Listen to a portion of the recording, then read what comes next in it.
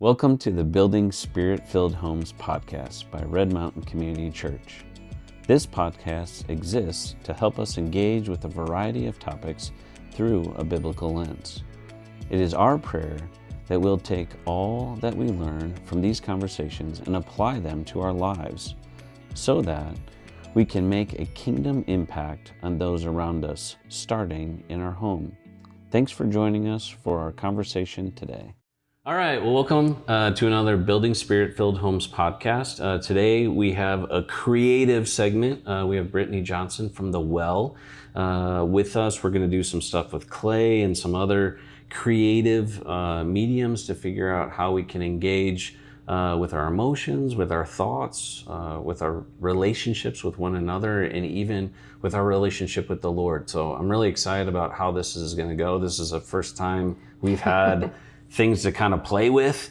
So this will be exciting for you to watch me get dirty with my hands, I guess. And so we're excited to have Brittany here. So please join us. All right, Brittany. So you brought all kinds of fun things for us to do. I know in the counseling world, the Lord has provided just array of creative things to engage in our emotions, our thoughts, the things that we're dealing with in life. And so I'm excited for you to invite us into a tangible way to see how this can be helpful to help in me dealing with my emotions or thoughts or all of the things. So you're the professional. So what if I'm coming to you? What is this? What are we doing? What is going on? What are we doing? Like I'm here. And again, this is something that if you are interested in being part of or engaging in this with Brittany, all of her information will be part of this video as well. So you can reach out to her and have access to her, and we would encourage you to do that as well. But we wanted to do a tangible thing. So here we are, and I'm the guinea pig. So you are welcome, I think Red you Mountain volunteered. family. Yeah, so it was my choice. It was. I've got no you one have to blame. consented to be here. I didn't force you. No, it's a box of clay in front of you. So it's a wood box, and it is full of clay. Yeah. So I know you've been sticky. sitting in front of it. It's wet. There's a bowl of water next to you, so you can, and there's a sponge. Okay. So these three things are kind of what would be in front of you if you had a clay sort of therapy session. But it's just one of so many creative, cool ways to, you mentioned like emotions, thoughts, like relationships, and you're listing all these different things. And the first thing I thought when you were doing that was like, it's such a picture of the creative arts therapies is that it's integrative. Okay. Like your emotions, your thoughts, your body, your relationships, like you've just named your spirituality, your prayer life, your relationship with God. That's like such a range of your life, right? Yeah. And yet in art, all of those things come together in one present moment. So like really brings you into this moment right now. Sure. Right? So like we're not just talking about what maybe happens when you have these thoughts or when you feel this way. Or what might happen in the future when this happens.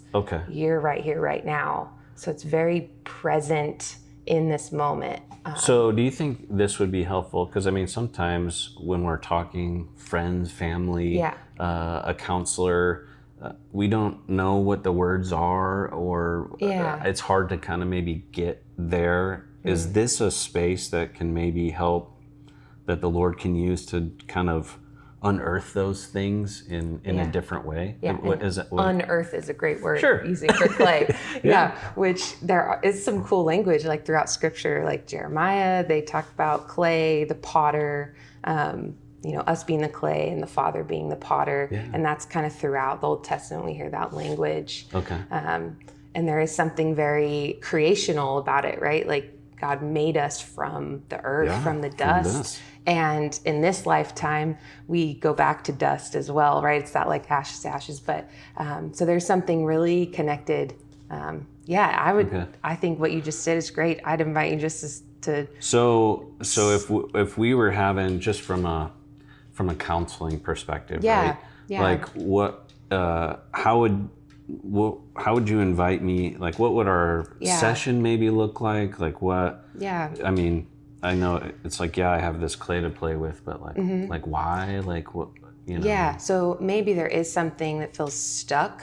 Okay. Which is a lot of times why anybody kind of shows up to counseling is like something's stuck, something's not working the way it is. I'm stuck, or there's like a situation that's hard, right? And so it's leading me to need more help than what I have.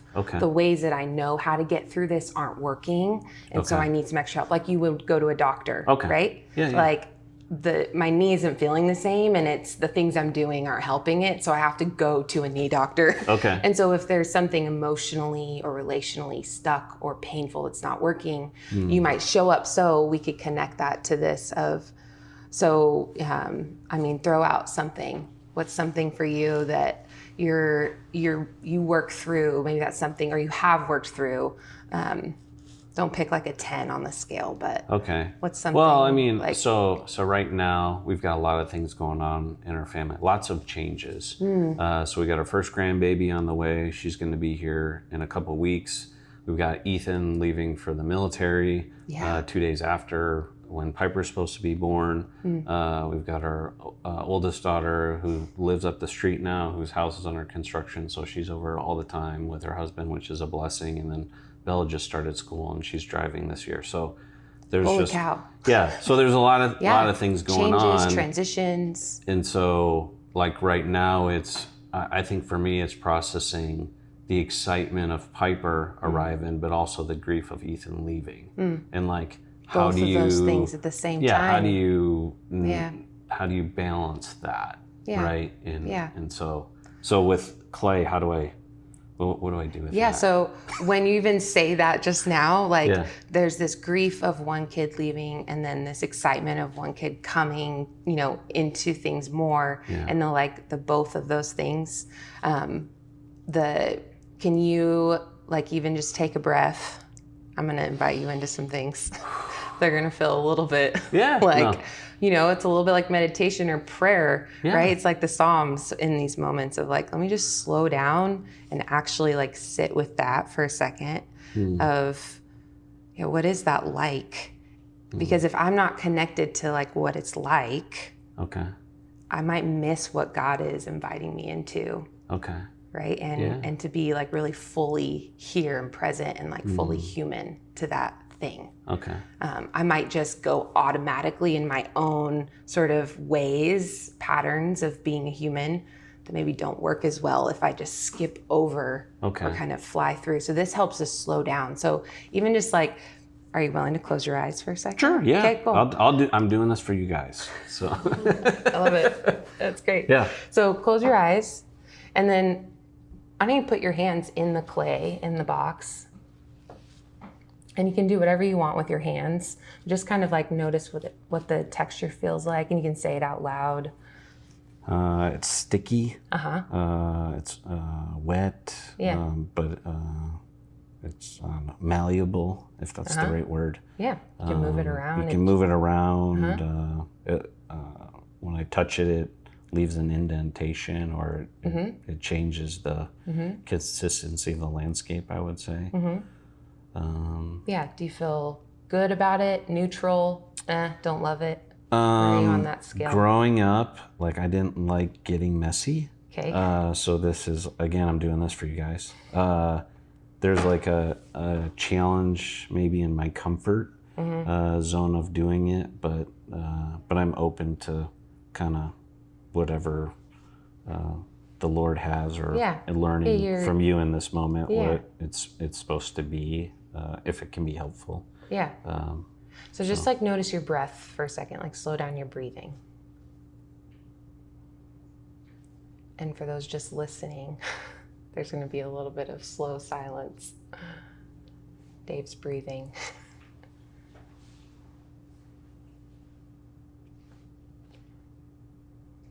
So even maybe the desire, what's like a desire, or what's the truth that you're hoping to connect to with like your kids right now, with the grief and the excitement and all the changes and transition. You just listen for a second. what kind of comes up? What's the first thing that comes to mind or that you think of? What do I want to like connect to the most? What's the truth that I want to hold on to in this moment for my family and my kids of transition? I think if anything, it's just being present. Like as you were saying, even in slowing down in the breath, it's realizing life can be so hectic and fast, and life can be full, and we're trying to do all these things, and but maybe just the reality of just slowing down and being present with the things as they happen versus thinking about, oh, we have all these things and how are we going to make them all fit. Just slowing down, breathing helps keep that in view, just to be present and be okay with that. With things as they are right now. Yeah. You already said you're kind of out of your comfort zone. So, because it does sort of put you in a position of like surrender, humility, right? Yeah. Even when I invite you to close your eyes, right? It takes away your ability to control what's happening almost the moment we close our eyes, because that's such a sensory input. I can see what I'm doing. I can make it into something. And the moment you close your eyes, all you have right now is the senses coming through your hands. And you can hear my voice, but that's about it, right? Right. And so it really sort of hones everything in like a moment. So maybe just thinking about presence, and you're welcome to keep your eyes closed, or if you want to focus back on the clay and open and whatever's comfortable or you kind of want to try to do. But thinking about presence and what presence feels like, you can kind of just move the clay around, experiment a little, see what would presence be like expressed in the clay. And it might be something, still you like pulling out the clay. I noticed, like just pulling it out and having it in your hands more. Okay. Does that feel like better to have it in your hands rather than just the big open box? It's not as, I don't know, it seems like this is a bit chaotic to me, where if I have it just in my hand, it's like I have control of it. Yeah. And it's, and now that my hands are all clayey, I don't think that's a word. I think it is, but it's not as, it's more comforting, I guess, because it's like, easier.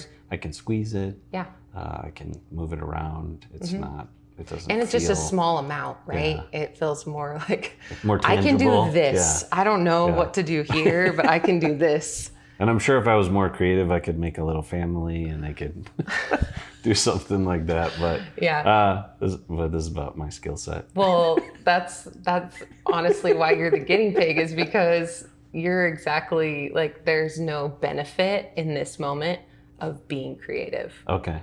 If anything, it might be a barrier. Interesting. Because I can do something here.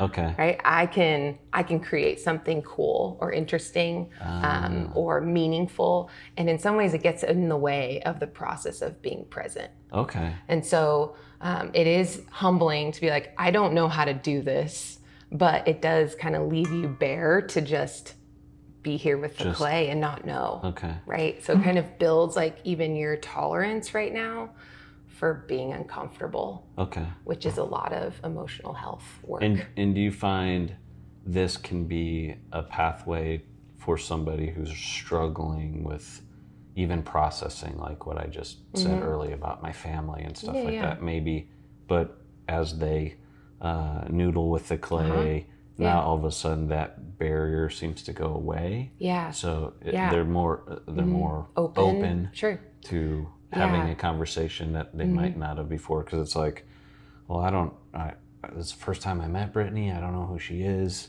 She's asking me these hard questions, but now that I'm playing with clay, I feel like it breaks maybe down some barriers. Or like, well, I'm in control of the clay. Yeah. So, but and then emotions or thoughts just kind of flow. Yeah, definitely. There's way more flow with having embodied materials, just something real in front of you instead of us just talking.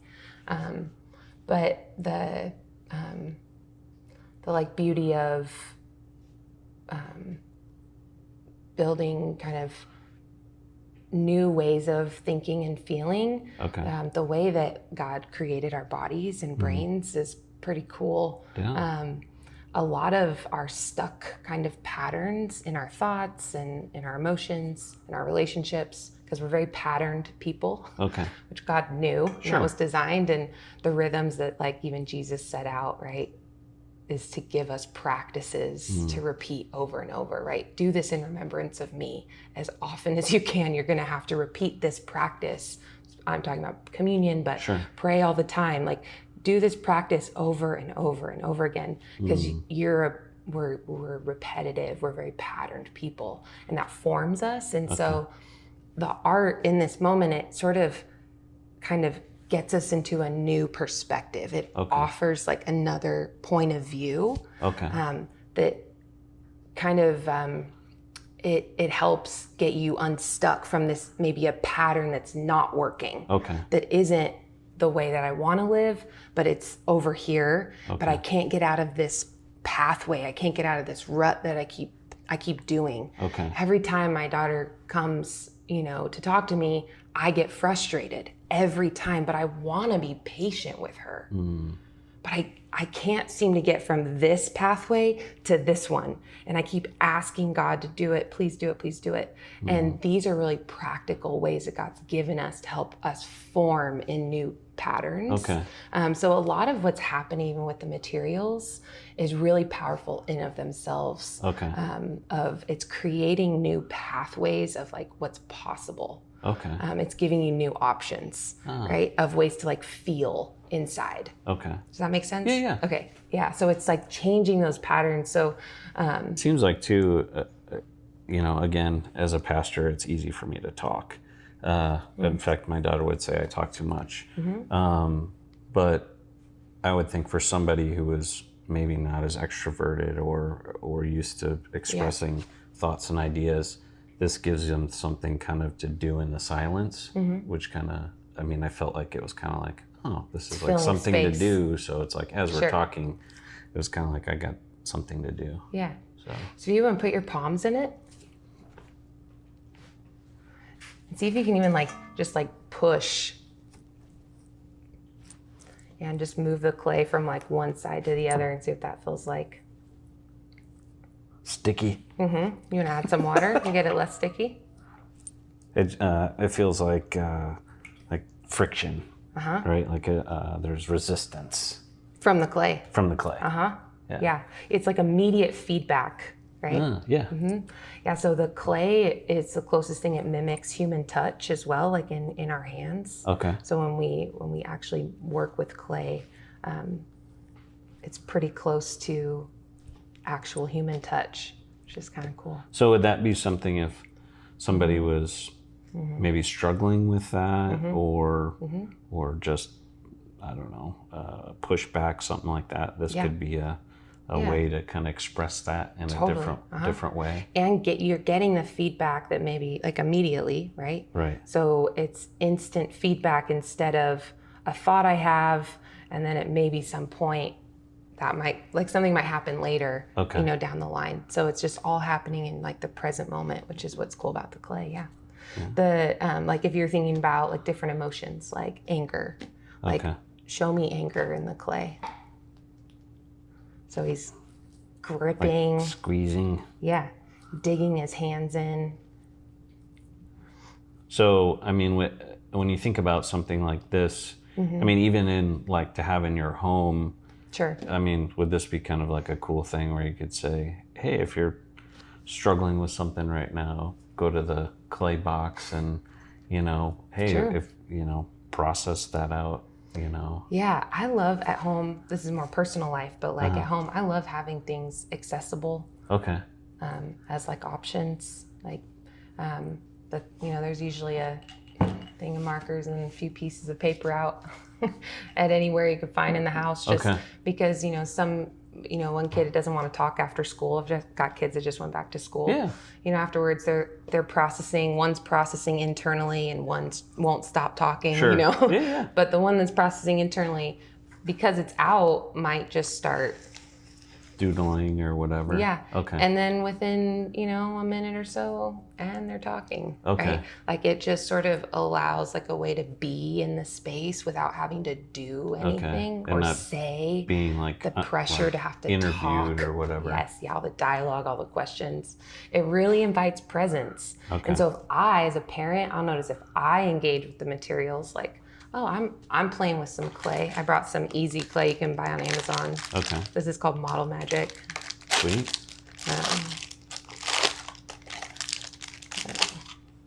So it's just some white, easy clay. This will just air dry. Okay. So it's not like you have to go out and build yourself this clay box. Yeah, just come to the well if you want to do clay build. But you can buy this anytime. You can just go to the store and get some of that, and just having the space for families to kind of.